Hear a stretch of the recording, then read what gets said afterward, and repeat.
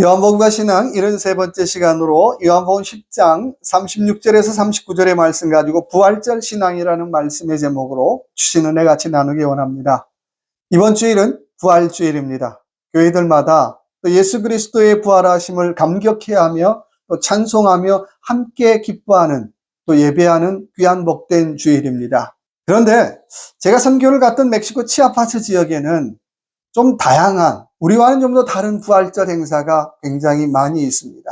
특별히 멕시코 치아파스 지역에는 세례 요한을 추종하는 세례 요한교라고 하는 종교 집단이 있습니다. 이분들은 세례 요한처럼 두꺼운 털옷을 입고 두꺼운 털모자를 쓰고 늘 두 줄로 줄을 맞춰서 다닙니다. 아마도 순례의 의미로 그렇게 다니는 것 같아요. 그래서 실제로 종료주일이 시작되면 한 주간 동안 금식을 하고 멕시코 전역으로 순례를 다닙니다. 여러분, 그 덥고 습한 날씨에 그 두꺼운 털옷을 입고 멕시코 전역으로 순례를 다닌다고 한번 생각해 보세요. 몸이 어떻겠어요? 온 몸이 피부병으로 고생을 해요. 어른이건 아이건 알 것 없이 한 주간 동안 정말 고난의 행진이에요. 거기다가 이 세례 요한교는 멕시코 전통적인 그 주술 종교와 혼합이 돼서 교회 교인들에게 헌금을 강요를 해요. 그리고 얼마 정도의 금액이 책정된 금액을 요구를 합니다. 여러분, 모든 이단들의 공통적인 특징이 뭘까요? 헌금을 강요한다라고 하는 거예요. 그래서 교회가 만약에 헌금을 강요한다 그러면 교회가 타락해져 간다라고 하는 증거일 수 있다라고 하는 것입니다. 여러분, 신앙은 자발성이 중요합니다. 자원함이 중요해요. 우리가 헌금을 하건 기도를 하건 봉사를 하건 뭘 하든지 간에 그 속에 자원함, 자발성이 빠지면 그건 더 이상 헌금일 수 없다라고 하는 거예요. 그러니까 누군가의 강요에 의해서 헌금을 드린다? 그건 헌금 아닌 거예요. 내가 기도를 해도 자원함으로 해야 되고, 내가 헌금을 해도 자원함으로 해야 되고, 내가 봉사를 해도 정말 스스로 자원함으로 할 때에 그것이 진정한 성물의 의미라고 하는 것입니다. 오늘 본문의 말씀은 부활절 말씀이 아닙니다. 그러나 이 본문의 말씀을 가지고 부활절을 맞이하면서 저와 여러분의 신앙의 삶이 어떠해야 될까를 같이 한번 고민하면서 조명하는 시간을 갖기를 원합니다. 자, 부활절 신앙 어떻게 보내야 될까요? 첫째는 36절 말씀 보니까요. 하반부에 보니까 세상에 보내신 자가 나는 하나님의 아들이라 하는 것으로 너희가 어찌 신성모독이라 하느냐라고 말씀하고 있어요.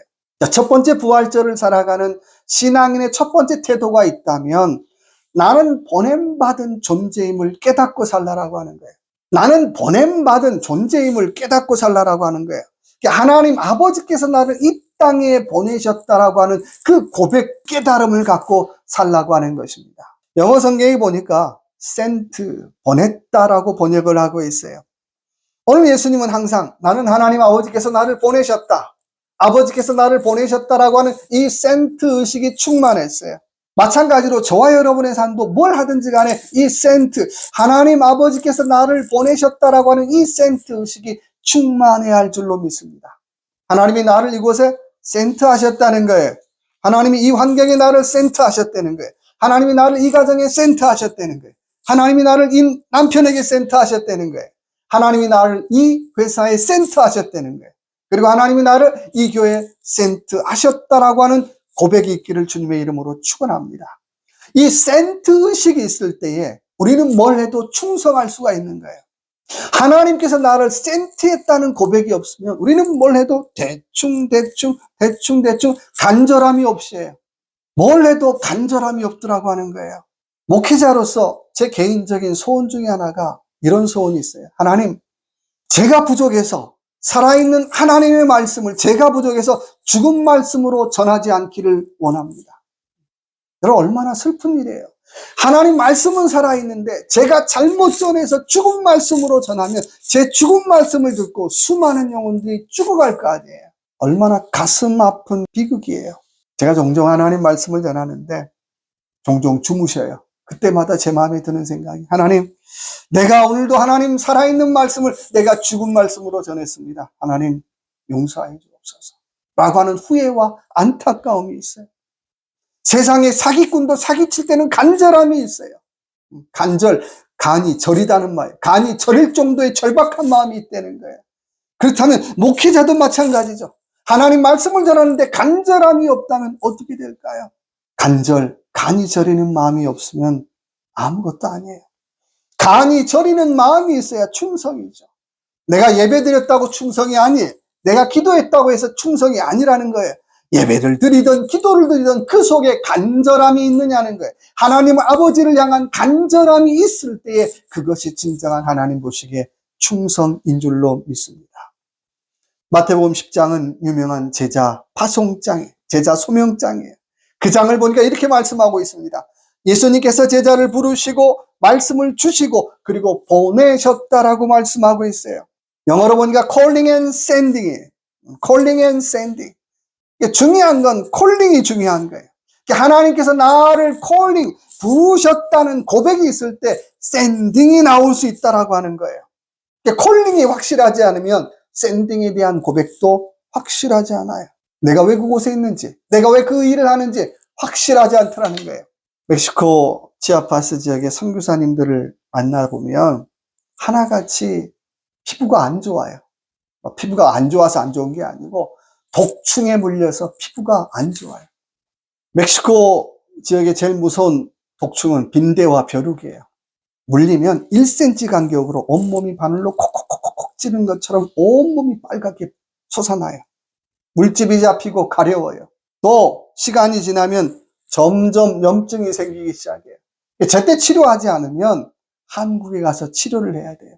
종종 그렇게 치료받는 선교사님들을 보면 제가 그런 좀 딱해서 농담 반 진담 반으로 그런 얘기예요. 이 선교사님 왜 그렇게 사서 고생하십니까? 왜 그런 고생하십니까? 라고 질문하면 돌아오는 답변이 똑같아요. 하나님이 나를 그곳 멕시코 치아파스로 샌딩하셨습니다라고 고백을 하더라는 거예요. 이게 하나님께서 나를 멕시코 치아파스 지역으로 샌딩하셨기 때문에 지금도 내가 치료받는 이 순간에도 나는 그곳에 아이들의 얼굴이 떠올리고 그곳에 영혼들이 떠올리기 때문에 나는 치료받자마자 가야 합니다라고 고백하더라고 하는 것입니다. 중요한 것은 하나님께서 나를 이곳에 보내셨다는 거예요. 콜링이 확실하면 하나님이 나를 이곳에 보냈다라고 하는 샌딩도 확실해요.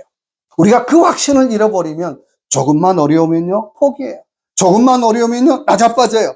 그러나 부르심의 크기는 사역의 크기와 비례하는 거예요. 부르심에 대한 확신이 없으면 우리는 뭘 해도 감으로 해요. 대충 내가 해봤습니다. 내가 지금까지 많이 해봤습니다. 감으로 해요. 습관으로 해요. 중요한 건 결과가 열매가 다르더라고 하는 것입니다. 사명감으로 일하면 영적인 생명이 자꾸 살아나는 역사, 그런 열매가 맺혀요. 근데요, 감으로 습관으로 일하면 그런 일이 하나도 일어나지 않더라고 하는 것입니다. 여러분, 내가 신앙생활 잘할까요? 못할까요? 질문해 볼 필요 없어요. 스스로 한번 점검해 보세요. 내가 가정에서, 내가 또 직장에서, 내가 교회에서, 내가 몸담고 있는 그 삶의 현장에서 내 주변에 영적으로 살아나는 일이 자꾸 일어나는가? 내 주변에서 영적으로 살아나는 일이 자꾸 일어나면 그래도 나 신앙생활 괜찮게 하는 거예요. 그런데요, 내 주변에서 영적으로 자꾸 죽어가는 일이 일어난다면 나는 신앙생활 잘하는 거 아니라고 하는 것입니다. 여러분, 이 한 주간도 나의 신앙생활에서 내가 콜링 그리고 and sending, 내가 하나님 앞에 보냄받았다라고 하는 그런 확신을 가지고 이 한 주간도 신앙생활하는 저와 여러분의 삶이 되시길 주님의 이름으로 축원합니다. 두 번째는 37절의 말씀 보니까 만일 내가 내 아버지의 일을 행하지 아니하거든 나를 믿지 말려니와 라고 말씀하고 있어요. 두 번째는 아버지의 일을 하라는 거예요. 그러니까 내가 부르심을 받았다면, 내가 콜링했다면 아버지의 일을 하라는 거예요. 딴 일 하지 말라는 거예요. 신학자 칼발트는 우리는 하나님을 알 수가 없습니다. 그러나 우리는 아버지의 일을 통해서 하나님을 알 수 있습니다라고 말하고 있어요. 우리는 하나님 볼 수가 없는데 하나님 아버지의 일을 통해서 하나님 아버지를 볼 수 있다라고 하는 거예요. 그렇다면 우리는 그 일이 큰 일이든지 작은 일이든지 우리는 하나님의 일을 해야 할 줄로 믿습니다. 당장 눈에 보이지 않아도 이것이 정말 하나님 아버지의 일이라면 우리는 그 일을 마땅히 감당해야 돼. 사람들이 알아주지 않더라도 그 일이 하나님 아버지의 일이라면 우리는 그 일을 감당해야 한다라고 하는 것입니다. 이유는 우리는 영적으로 천국의 영업사원들이기 때문에 그래요. 여러분, 세상의 영업사원들 얼마나 바쁘고 분주한지 몰라요. 당장 결과가 나오지 않더라도 최선을 다해요. 여기저기 다니면서 물건을 홍보하고 여기저기 다니면서 자기 회사를 홍보를 해요. 제가 좋아하는 집사님 중에 한 분이 회사에서 영업 업무를 담당하고 있어요. 한 번은 집사님한테 그런 질문했어요. 집사님, 은행에 많은 VIP 손님들이 있잖아요. 많은 돈을 은행에다 예치한 그 VIP 손님들에게 주는 혜택이 무엇인가요? 라고 질문했어요. 그랬더니 그 집사님이 대뜸 이렇게 얘기했어요. 그분들의 혜택은 바로 저를 살 수 있는 것입니다. 이게 무슨 말이에요? 그러니까 그분들이 필요하면 나는 언제든지 달려가서 그분들이 시키는 일을 한다는 거예요. 어떤 고객은 셀폰, 핸드폰을 잃어버렸다고 연락이 온대요. 그럼 가서 어떻게 찾아주고 세팅을 다시 해주고요. 또 어떤 분은 서류가 필요하다 그러면 2시간을 달려가서 서류를 떼서 갖다 준대요. 아예 집사님 그렇게까지 해야 됩니까? 라고 얘기하면 그분은 우리 은행의 VIP 고객이기 때문입니다. 여러분, 은행의 영업사원도 영업을 위해서라면 나를 팔겠습니다라고 하는 그런 마음을 가지고 일하는데, 하나님 나의 영업사원으로 오늘 저와 여러분 무엇을 하고 살아가십니까? 찬송가 217장 주님의 뜻을 이루소서 고요한 중에 기다리니라고 하는 유명한 찬송이 있어요. 플라드라고 하는 분이 작시를 했어요. 이분은 잘 나가는 사립학교 여교사였어요. 근데 갑자기 당뇨병증으로 고생하게 됐어요. 그래서 하나님 앞에 기도하는 중에 하나님 나를 살려만 주신다면 내가 아프리카의 선교사로 가겠습니다라고 고백을 했어요. 정말 하나님께서 그 폴라드라는 분을 살려주셨어요. 그리고 그는 약속대로 아프리카 선교사로 가서 열심히 사역을 했어요. 그리고 리타이어에서 돌아와서 고백하는 만든 찬송이 바로 찬송가 217장입니다. 주님의 뜻을 이루소서 고요한 중에 기다리니 진흙과 같은 날 빚으사 주님의 형상 만드소서. 그분은 처음부터 끝까지 주님의 뜻을 이루어 주소서라고 고백하고 있어요. 저와 여러분 인생을 살면서 무슨 뜻에 관심 많나요? 내 뜻에 관심 많아요. 우리 가족의 뜻에 관심 많아요. 뭐 그렇게 나쁜 건 아니지만, 그러나 신앙은 내 뜻이 아니라 주님의 뜻을 이루는 일에, 아버지의 뜻을 이루는 일에 관심이 많아야 할 줄로 믿습니다. 그래서 성숙이 무엇입니까? 라고 질문한다면 아버지 뜻과 내 뜻 사이 이 틈이 점점 좁아지는 게 성숙이에요. 그 말은 거꾸로 얘기하면 아버지의 뜻과 내 뜻이 점점 멀어지는 건 비성숙인 거죠. 원하기는 저와 여러분의 삶, 아버지의 뜻과 내 뜻이 딱 하나가 되어서, 아버지의 뜻과 내 뜻이 딱 하나가 되어서 하나님 앞에 영광을 돌릴 수 있는 저와 여러분의 삶이 되시길 주님의 이름으로 축원합니다. 오늘 38절의 말씀에 주님 이렇게 고백하십니다. 아버지가 내 안에 계시고 내 안에 아버지가 계시니라고 말씀하고 있어요. 주님은 뭘 하든지 간에 내 안에 아버지가 있습니다. 내 안에 하나님이 있습니다. 내 안에 하나님의 뜻이 있습니다라고 고백하고 일하더라고 하는 거예요.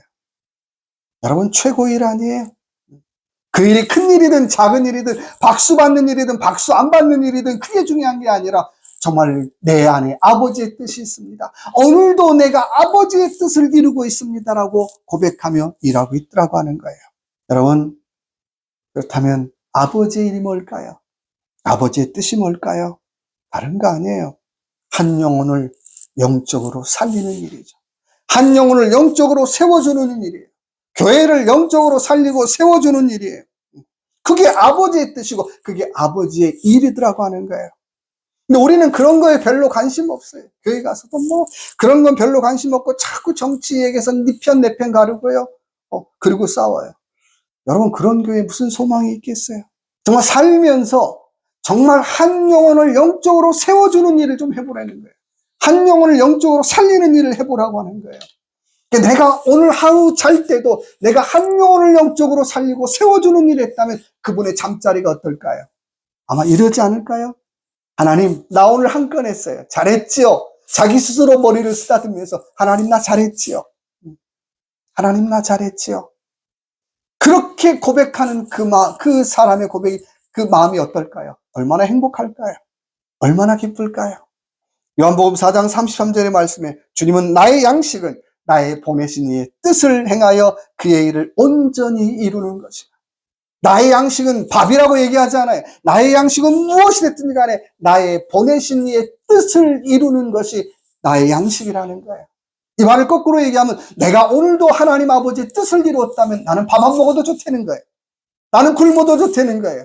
그런데요, 내가 삼세끼를 다 먹었는데 내가 하나님 아버지의 뜻을 이루지 못했다면 그날은 내가 굶는 날이라고 하는 것입니다. 여러분, 원하기는 이 한 주간도 저와 여러분의 삶 속에 하나님, 나도 아버지의 일을 하기를 원합니다. 아버지의 뜻을 이루기를 원합니다라고 하는 믿음의 고백을 가지고 이 한 주간도 아버지의 일을 하고 내 뜻이 아니라 아버지의 뜻을 앞세우고 아버지의 뜻을 이룰 수 있는 저와 여러분의 귀한 이 한 주간이 되시길 주님의 이름으로 축원합니다. 하나님 아버지, 내가 보냄받은 자의 일을 하게 하여 주시고 그리고 내 일이 아니라 아버지의 일을 하게 하시고 아버지의 뜻을 이룰 수 있는 귀한 이 한 주간의 삶이 되게 하여 주옵소서. 예수님 이름으로 간절히 기도드립니다. 아멘.